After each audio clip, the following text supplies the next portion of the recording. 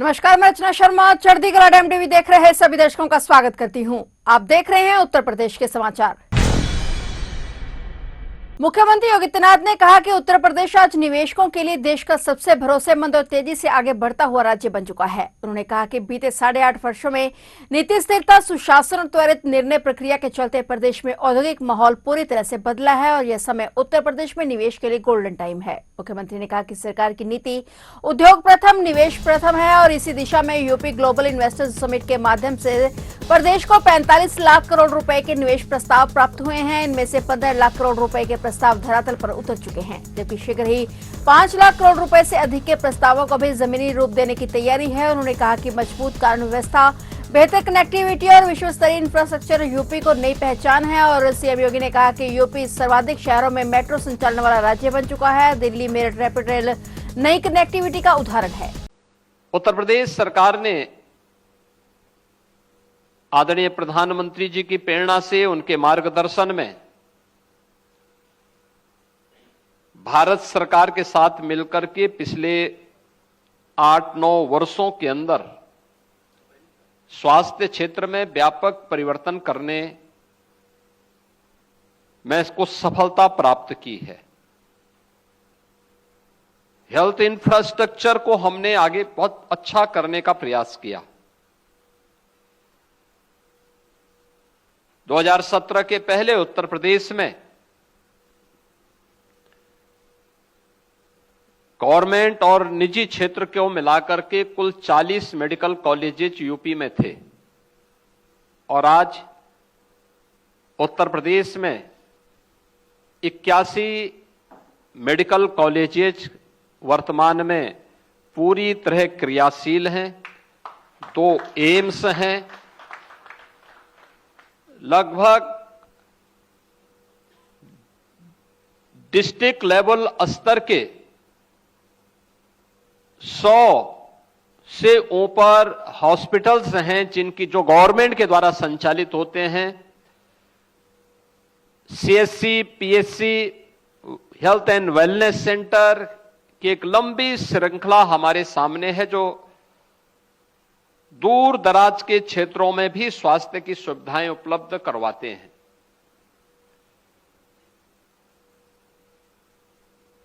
मैंने जो प्रारंभ में कहा कि 25 करोड़ की आबादी अकेले उत्तर प्रदेश की, और पिछले 11 वर्ष के अंदर देश के अंदर इस क्षेत्र में हुए व्यापक परिवर्तन के कारण आज लोगों के लिए स्वास्थ्य की सुविधा उपलब्ध कराना बहुत आसान हुआ है।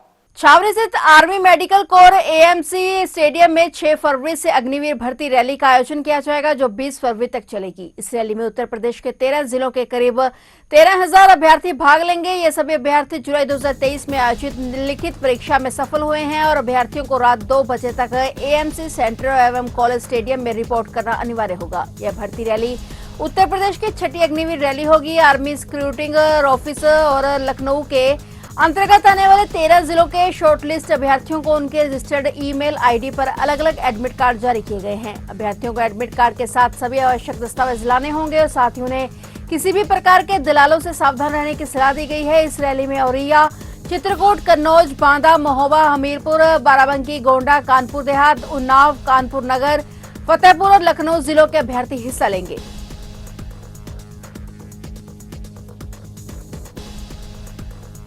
उत्तर प्रदेश के प्रयागराज के माघ मेले में मौनी अमावस्या के अवसर पर शाम 5 बजे तक 4 करोड़ से ज्यादा श्रद्धालु त्रिवेणी में पावन डुबकी लगा चुके थे। कल सुबह 4 बजे से ही मौनी अमावस्या का स्नान शुरू हो गया था। जैसे जैसे सूरज निकला उसी रफ्तार से श्रद्धालुओं की भीड़ भी बढ़ने लगी। भीड़ का आलम यह था कि 11 बजे तक सुबह तक ही 1 करोड़ लोगों ने स्नान कर लिया था और श्रद्धालुओं की भीड़ को देखते हुए पुलिस ने भी अपनी योजना में बदलाव करते हुए दूसरे रास्ते से स्नान घाट तक पहुंचाया। मौसम ने भी श्रद्धालुओं का साथ दिया और खिली धूप में लोग स्नान करते रहे। प्रशासन की तरफ से बताया गया कि कल शाम 5 बजे तक 4 करोड़ से ज्यादा लोगों ने आस्था की डुबकी लगाई। स्नान करने वाले लोगों पर हेलीकॉप्टर से पुष्प वर्षा भी की गई। मौनी अमावस्या का स्नान करने का बड़ा पर्व होता है और मेला प्राधिकरण का अनुमान था कि आज के दिन 3 से 3.5 करोड़ लोग स्नान करेंगे, लेकिन 2 बजे तक ही 3 करोड़ लोगों ने स्नान कर लिया था। वहीं सुरक्षा के पुख्ता इंतजाम किए गए थे।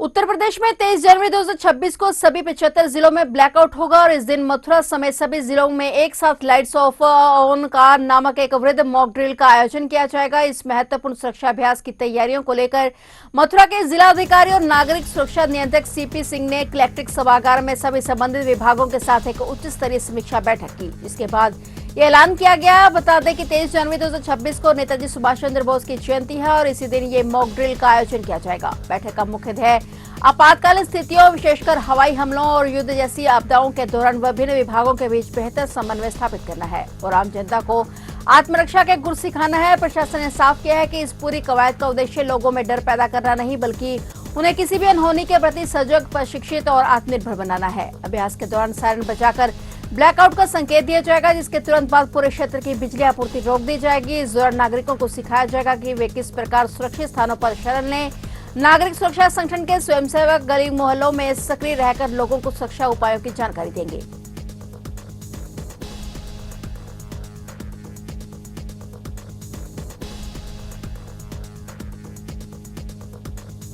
उत्तर प्रदेश के झांसी जिले से दिल दहला देने वाली वारदात सामने आई। 2 शादियां कर चुके सेवानिवृत्त रेल कर्मी ने अनैतिक संबंध में रह रही तीसरी महिला की ब्लैकमेल से परेशान होकर कुल्हाड़ी से काटकर हत्या कर दी। उसके शव के कई टुकड़े कर डाले और इसके बाद लोहे के बड़े बक्से में भरकर शव को जला डाला। 8 दिन तक वह जले हुए टुकड़ों को कमरे में रखे रहा और बाद में दूसरी पत्नी के बेटे के सहयोग से वह शव को ठिकाने लगाने के लिए निकला, लेकिन ऑटो चालक के शक होने पर साजिश का पता चल गया। सिपरी थाना इस मामले में सिपरी थाना पुलिस ने मुख्य आरोपी राम सिंह, उसकी दूसरी पत्नी गीता रायकवार और बेटे नितिन को गिरफ्तार कर लिया है। पुलिस ने बक्से से महिला के शरीर के आधे जले टुकड़े और कोयला भी बरामद कर लिया है।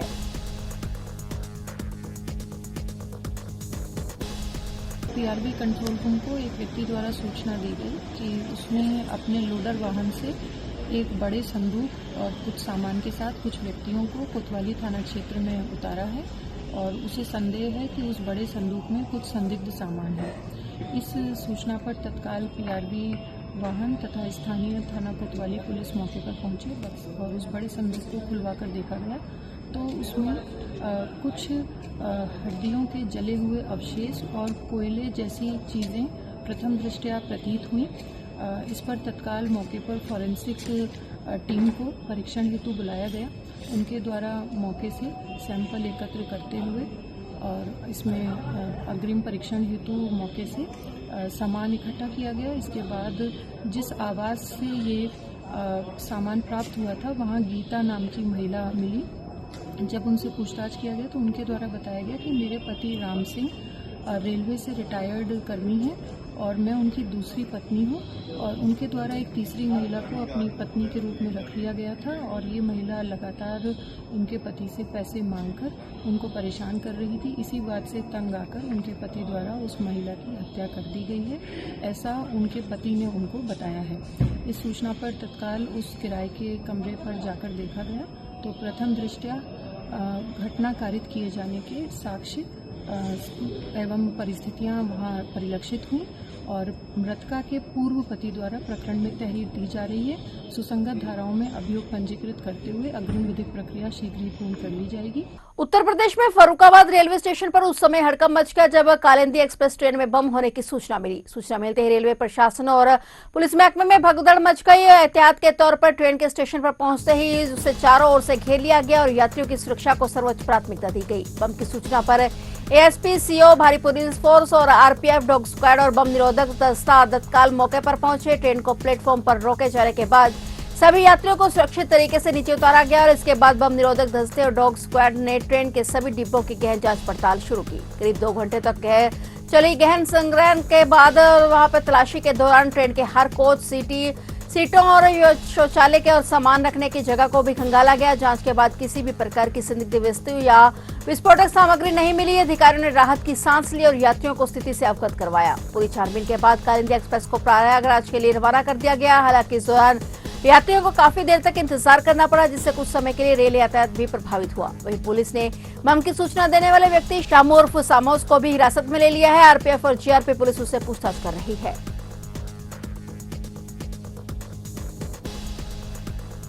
राजधानी लखनऊ के दुबग्गा इलाके में उस वक्त अफरा तफरी मच गई जब चरक इंस्टीट्यूट क्षेत्र में ताबड़तोड़ फायरिंग की घटना सामने आई। अचानक चली गोलियों की आवाज से पूरा इलाका गूंज उठा और स्थानीय लोगों में दहशत फैल गई। बताया जा रहा है कि 10 से 15 की संख्या में आए दबंगों ने बेखौफ होकर गोलियों की बौछार कर दी और इसके बाद जमकर पथराव भी किया। प्रत्यक्षदर्शियों के मुताबिक दबंग हथियारों से लैस होकर इलाके में पहुंचे और अंधाधुंध फायरिंग शुरू कर दी। गोलियों की आवाज सुनते ही लोग अपने अपने घरों में दुबक गए और वे सड़कों पर भगदड़ जैसी स्थिति बन गई। फायरिंग के साथ साथ पथराव किए जाने से कई वाहनों और आसपास की संपत्तियों को भी नुकसान पहुंचने की आशंका जताई जा रही है और घटना की सूचना मिलते ही दुबग्गा थाना पुलिस मौके पर पहुंची और पूरे इलाके को घेराबंदी कर शांत कराया और पुलिस ने मौके से खोखे भी बरामद किए हैं। आसपास लगे सीसीटीवी कैमरों की फुटेज खंगाली जा रही है। प्रारंभिक जांच में आपसी रंजिश और पुरानी दुश्मनी को घटना की वजह माना जा रहा है। दोषियों की पहचान कर उनकी गिरफ्तारी के लिए टीमें गठित कर दी गई हैं। इलाके में अतिरिक्त पुलिस बल तैनात कर दिया गया है ताकि किसी भी तरह की दोबारा घटना को रोका जा सके। इन दिनों उत्तर प्रदेश में कड़ाके की ठंड पड़ रही है और इस बीच मौसम विभाग ने 19 जनवरी के लिए नया मौसम पूर्वानुमान जारी किया है। विभाग ने प्रदेश के कई इलाकों में घने से बहुत घने कोहरे की चेतावनी जारी करते हुए येलो अलर्ट जारी किया है। इससे जनजीवन काफी प्रभावित होगा और वहीं कई जिलों में बारिश होने की भी संभावना जताई गई है। मौसम विभाग के मुताबिक खासकर तराई क्षेत्र और पश्चिमी उत्तर प्रदेश में कोहरे की वजह से दृश्यता काफी कम हो सकती है, जिससे सड़क और रेल यातायात प्रभावित होने की आशंका है। मौसम विभाग के मुताबिक 19 और 20 जनवरी से पश्चिमी विक्षोभ के आगे बढ़ने के कारण पश्चिमी उत्तर प्रदेश के कुछ स्थानों पर हल्की बूंदाबांदी या छिटपुट बारिश भी हो सकती है। बारिश के कारण ठंड और ज्यादा बढ़ सकती है। विभाग के मुताबिक मौसम में बदलाव आने की संभावना है और पश्चिमी यूपी में बारिश हो सकती है। वहीं 22 जनवरी को भी कई इलाकों में बारिश होने की संभावना जताई गई है। घने कोहरे को देखते हुए प्रशासन ने वाहन चालकों से सावधानी बरतने की सलाह दी है।